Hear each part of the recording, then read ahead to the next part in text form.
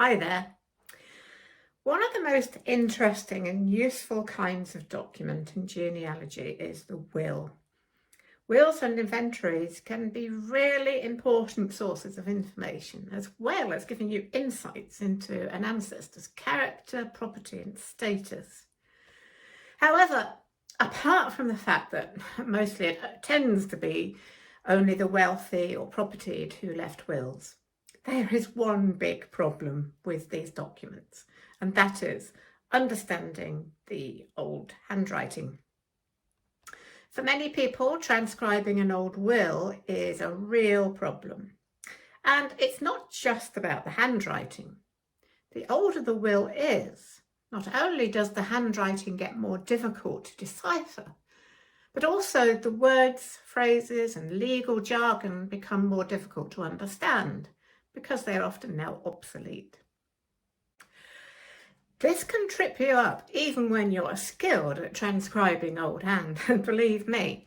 And not only that, but spellings are not standardised, and the further back you go, the more varied the spellings can be.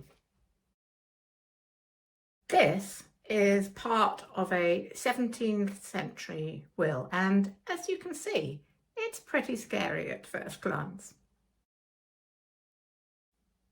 However, if we look closer and take it letter by letter, once you know that I's often look like a capital J and B's are often looped at the top and that H's have a curly finish, you should probably be able to work out that this says, I bequeath.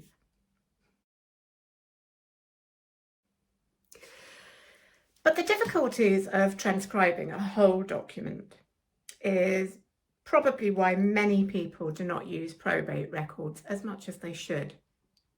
First of all, you have to try to find the will. Not always as easy as it sounds. Many of them are not readily available online. And then you have to try and work out what it says, and then understand the legal jargon and various words and phrases that are now out of use. And many wills come with inventories, which are extremely interesting, but can pose even more problems with many obsolete household and stock-in-trade items that can be very difficult to work out. If you do find that some of your ancestors have left wills, I heartily encourage you to try and learn these skills. If you're not sure, I have a course on Udemy that will help you in the tracing of wills, which also includes a little bit of transcription knowledge too. And I'm planning to create another course in transcribing at some point. But in the meantime, I recommend the free tutorial provided by the National Archives, which will give you a good grounding in reading old hand. The link to my course and the National Archives tutorial is given in the description below. But once you've learned some paleography, the study of old handwriting, the best thing to do is to practice it as much as possible. You will learn some basic transcription tricks, for example, how some letters were written differently 300 years ago, and making sure you read letter by letter rather than trying to decipher a word in one go.